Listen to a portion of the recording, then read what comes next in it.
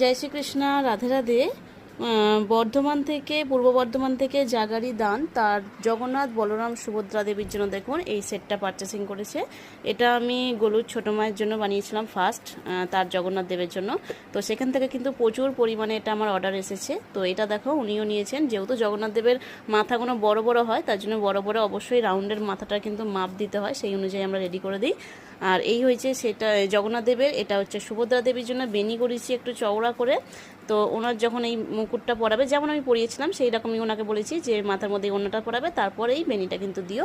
আর সাথে এখানে বলরাম দেবের জন্য কিন্তু এইটা আছে।